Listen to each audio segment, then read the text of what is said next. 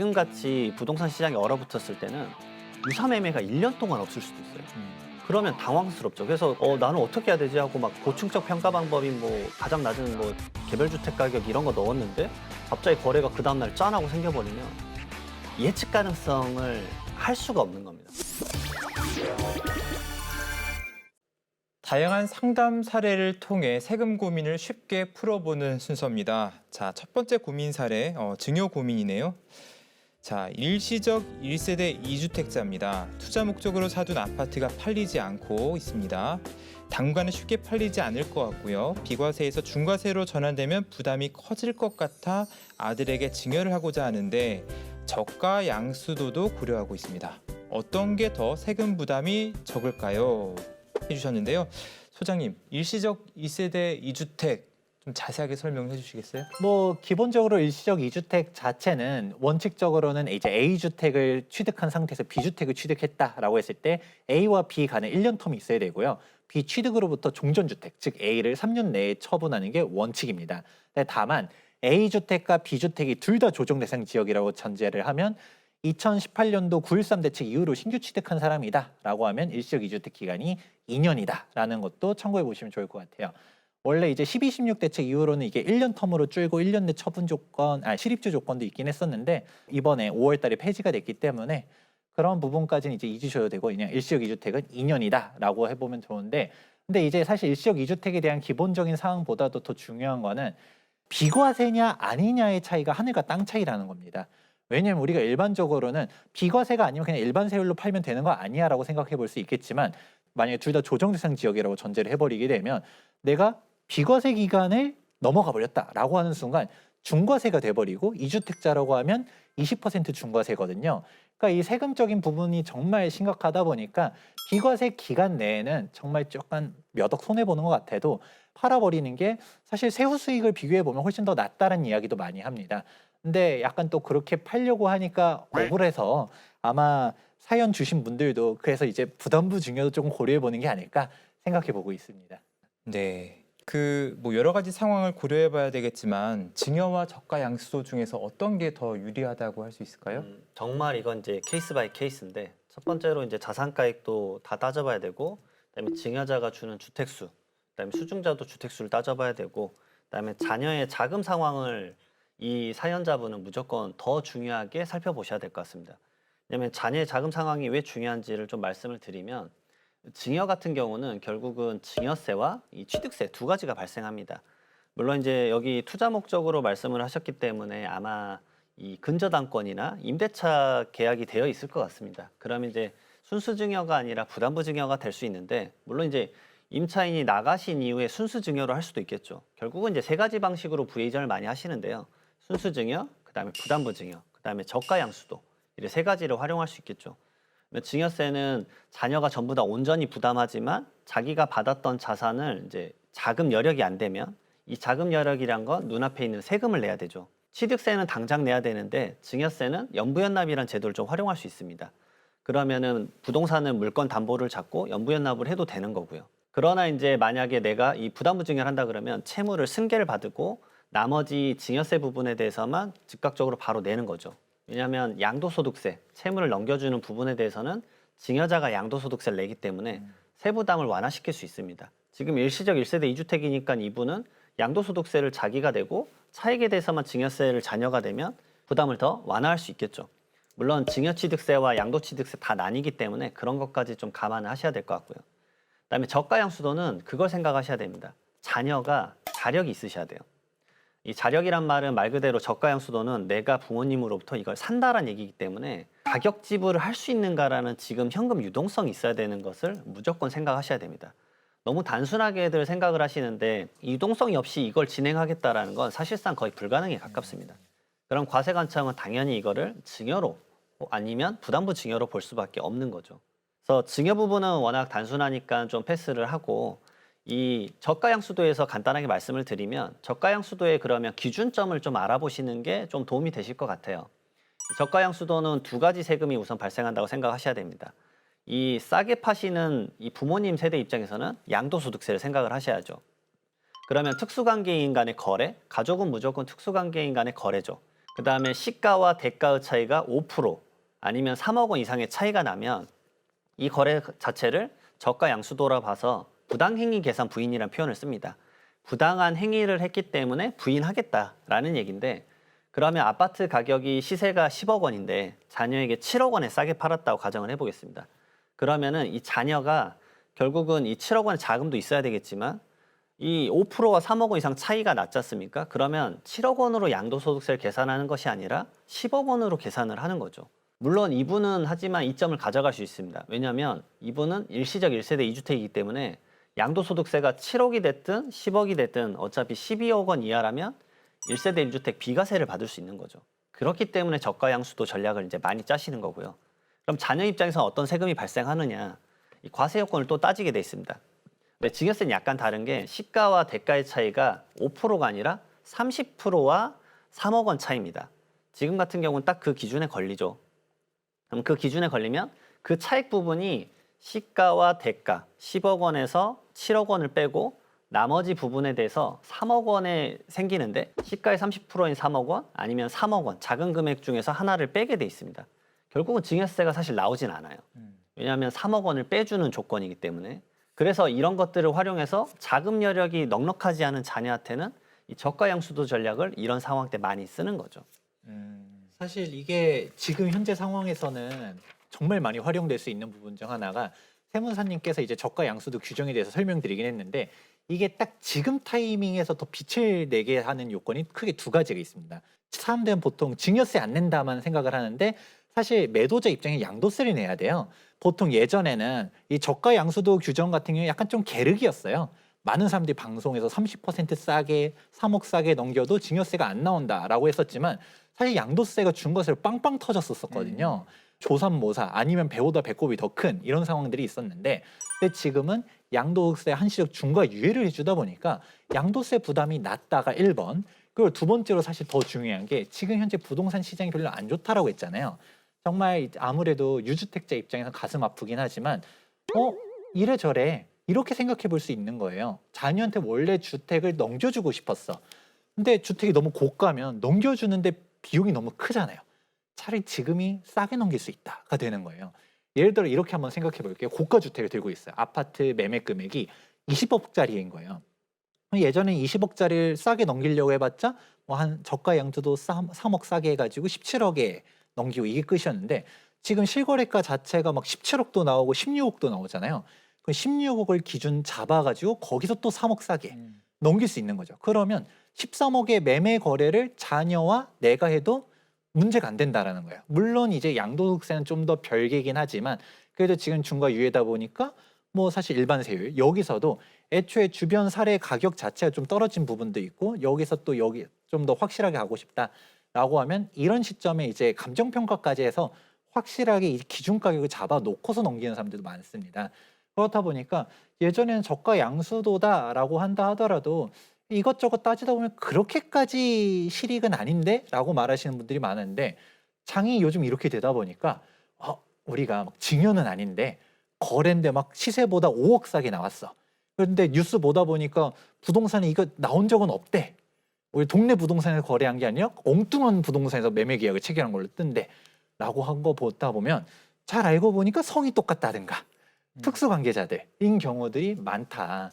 근데 이런 사람들이 진짜 5억 싸게 나오고 막 7억 싸게 나오고 이런 거면 사고 싶잖아요. 네, 그렇죠. 근데 이 물건 도대체 어디서 거래가 됐느냐? 파고 들어가 보면 이 규정을 활용하신 분들도 상당히 많다더라라는 부분도 알아두시면 좋을 것 같습니다. 그러니까 이제 부동산 하락장에서 타이밍을 잘 보고 이루어지는 조건이라고 보면 되겠네요. 알겠습니다. 그 세무사님 저가 양수도 거래 시에 또 특별히 주의할 점이 있을까요? 첫 번째로는 제가 가장 강조하는 게 그겁니다. 자금을 실질적으로 줘야 된다. 왜냐하면 이 거래는 저가라는 것도 있지만 양수도입니다. 말 그대로 양도를 한다라는 건 유상의 거래가 있어야 되는 부분이기 때문에 자금을 이렇게 생각하시는 분들도 많으세요. 줬다가 뭐 자녀한테 다시 돌려주자. 그렇게 간단하게 생각할 정도로 이제 국세청이 허투루 일을 하지 않기 때문에 그런 부분들은 정말 이제 세무조사로 몇 년 있다가 충분히 펼쳐질 수 있기 때문에 이런 부분들 조심하셨으면 좋겠고요. 그다음에 두 번째로는 이제 취득세 부분을 좀 말씀을 드리고 싶은데요. 이 부당행위 계산 부인 거래를 할 때 올해에 대해서는 취득세가 예를 들어서 이 아파트가 시세가 10억 원짜리인데 저가 양수도로 6억 원에 거래를 했다고 가정을 해보겠습니다. 그러면 올해는 결국은 취득세 과세 표준은 6억 원으로 거래했기 때문에 6억 원의 고박이 매매 취득세율이 나오죠. 그러나 내년부터는 이 부당행위 계산 부인의 조건을 똑같이 취득세에도 반영을 합니다. 그래서 5%와 뭐 3억 원 차이가 나면은 6억 원이 아니라 시가인 10억 원의 취득세율을 고박이 되어 있는 거죠. 그래서 올해 내에서 저가 양수도를 해도 해야 되겠다라는 생각들을 많이 하십니다. 그리고 세 번째로는 소장님이 좋은 말씀 주셨어요. 이런 하락장일 때는 내가 자녀에게 주고자 했던 마음이 있고 그리고 자녀가 기존에는 자력이 안 됐었다라고 했는데 점점 가격이 하락을 했을 때는 여기서 한 번 더 감정평가를 하셔서 더 낮출 수도 있습니다. 왜냐하면 이 시세라는 게 유사매매는 내 아파트와 같은 단지 내에 있는 거지 그 아파트가 더 프리미엄 아파트인데도 그 가격일 수 있거든요. 그럼 감정평가를 하게 되면 본인의 아파트의 가격은 감정평가로 인해서 플러스 마이너스 10% 정도 조율이 됩니다.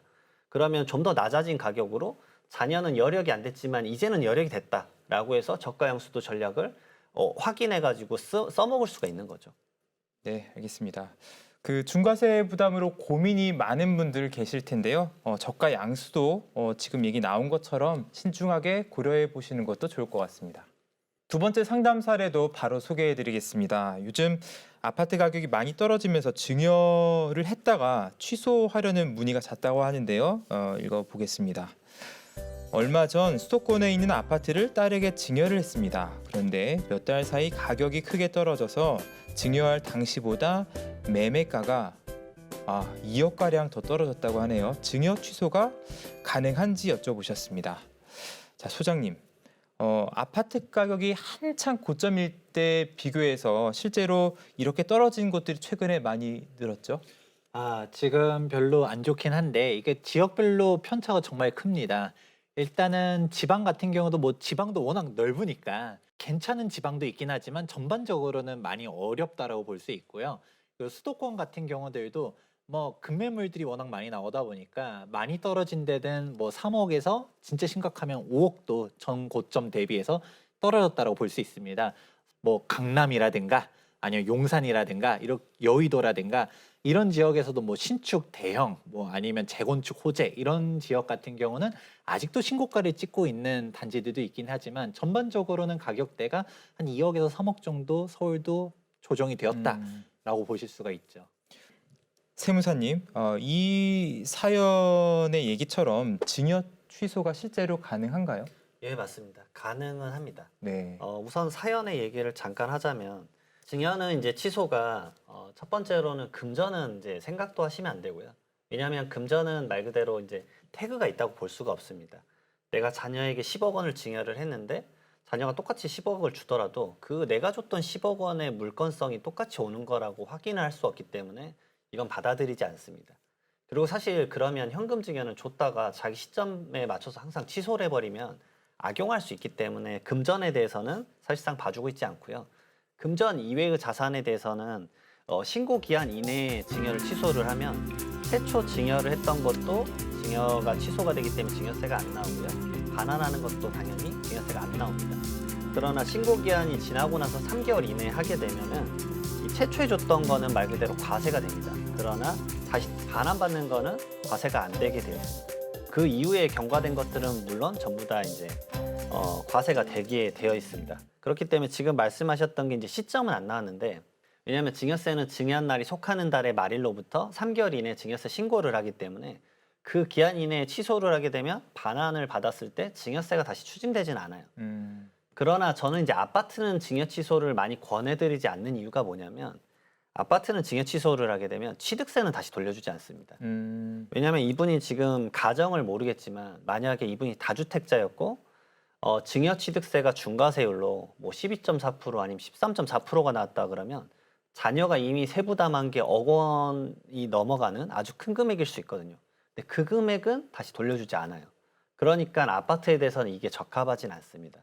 그래서 저는 이제 주식이나 아니면은 코인 이런 부분들이 증여 반환에선 좀 더 유리하다라고 말씀을 드립니다.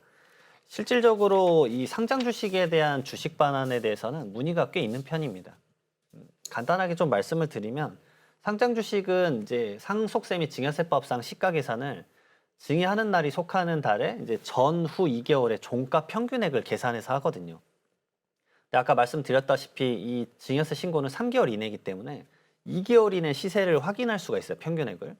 그러면 이제 상반기에 이제 증여를 했는데 이게 가격이 계속 떨어지는 거예요. 그러면은 증여를 취소했다가 시점을 다시 잡아서 증여를 하게 되면 물론 가슴은 아프시죠. 왜냐하면 자산가액이 다 떨어졌기 때문에. 그러나 자녀가 받는 증여세 자체는 많이 낮아지는 거죠. 그 부분을 좀 완화할 수 있기 때문에 증여 취소를 좀 하는 경우가 있고, 두 번째로는 결국 이게 기업의 본질적 가치가 하락이 된 게 아니라 지금 말 그대로 외부 영향, 뭐 글로벌 경제 위기 같이 지금 팬데믹 경제 위기가 결국 우리나라의 주식 시장을 흔드는 것뿐이다 라고 생각이 되면 이 자산 가치는 결국 올라갈 거지 않습니까? 그러면 자녀에겐 오히려 싸게 준 다음에 그 큰 이득을 다 넘겨줄 수 있는 바기 때문에 이 부분을 활용하기도 하는 겁니다. 그래서 예전에 글로벌 경제 위기 때도 우리나라에 내놓으라 할 만한 이 경제 총수분도 결국은 자녀분한테 이렇게 증여를 했다가 더 떨어지니까 결국은 증여를 취소하시고 다시 시점을 조율하신 경험도 있습니다. 소장님, 그 시장에서 또 이 세법에서 시가와 시세라는 표현이 다르게 쓰이고 있어요. 이 부분에 대한 좀 정리를 부탁드릴게요. 네, 생각보다 많은 분들이 이거를 정말 혼용하시기도 하고요. 이거 많이들 헷갈릴 수밖에 없긴 합니다.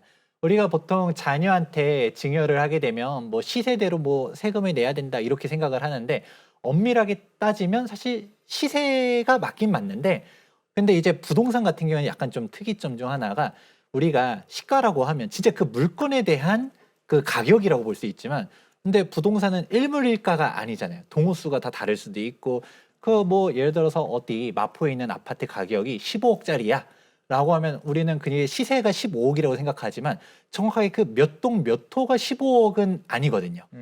우리 흔히 말하는 유사매매 사례가액이라고 말하고, 이거는 뭐 상속 같은 경우는 전후 6개월, 증여 같은 경우는 전 6개월, 후 3개월을 갖다가 봐가지고 약간 좀 공신력 있게 판단할 수 있는, 제일 대표적인 게 인근에 있는 비슷한 물건에 대한 매매 사례가 있다라고 하면 그걸 기준 잡아서 하는 건데, 근데 우리가 약간 증여 같은 경우는 자녀와 나랑 예를 전 편에서 얘기했던 것처럼 저가 양수도를 했다. 그건 매매잖아요. 내가 13억에 매매를 했다라고 하면 그게 정확한 시세가 될 수 있겠지만, 증여 같은 경우는 사실 이게 정확한 시세가 안 잡히다 보니 주변에 있는 유사매매 사례가액을 보는 게 1번. 근데 사실 그거를 체크하기 조금 애매하다. 그리고 약간 좀 두루뭉술하잖아요. 전 6개월, 후 3개월. 그럼 내가 입맛대로 여기서 제일 싼 거 골라도 되나요? 라고 하면 사실 과세 관청에서는 그렇게 안 볼 수도 있잖아요. 그러니까 약간 이게 조금 혼란스럽다, 좀 명확하게 하고 싶다라고 하면 감정평가를 받는 것도 상증세법상 이게 유사매매 사례가액보다 더 우선순위에 있거든요. 그래서 아예 깔끔하게 감정평가를 받는 것도 방법이다라고들 얘기 많이 합니다. 그 시세라고 우리가 흔히 생각하는 거는 그냥 매매거래, 그냥 주변 아파트 시세라고 생각하는 건데, 실제 우리가 법에서 얘기하는 시가라는 거는 그게 상증세법상 평가하는 그 기준들, 아까 전 6개월, 후 3개월에 전 매매 얘기했었죠. 뭐 감정, 수용, 경매, 공매 막 이런 것들. 이런 것들을 우리가 그렇게 말한다. 그러니까 실제로 거래가 된 뭐 이제 감정이든 뭐 매매든 실제로 거래가 된 가격을 시가라고 이해하면 된다는 말씀이신 거죠? 그쵸. 예, 알겠습니다. 자, 시가를 책정하는 데 있어서 감정가액도 중요합니다. 그래서 감정평가 받는 방법과 그리고 감정평가 가격 정보 어떻게 얻을 수 있는지 세무사님 좀 설명해 주시겠어요? 저는 이제 이 감정평가를 권하는 이유가 뭐냐면, 이 급등할 때랑 급락할 때는 무조건 감정평가를 좀 권해드립니다. 왜냐하면은 소장님이 말씀하셨던 대로 이 시세라는 개념이 시장에서 제가 느끼는 건 두루뭉술하게 떠다니는 그런 금액 같아요. 그래서 항상 약간 물결이 되거든요. 20억에서 25억 사이야, 이런 느낌이거든요. 그러나 세금을 추징할 때 있어서는 정확한 액수가 딱 짚여야 되거든요. 22억, 21억 딱 나와야 되기 때문에 그 두루뭉술한 걸 명확하게 만드는 게 결국은 상속세 및 증여세법에서 말하는 시가 개념입니다. 근데 유사매매 사례가액이 급등하거나 급락하거나 이런 시장에서 왜 쓰기가 위험하냐? 물론 전 6개월, 뭐 후 3개월에 가장 가까운 날짜에 그 가액을 쓰기는 하지만 어떻게 될지 모릅니다. 지금같이 부동산 시장이 얼어붙었을 때는 유사매매가 1년 동안 없을 수도 있어요.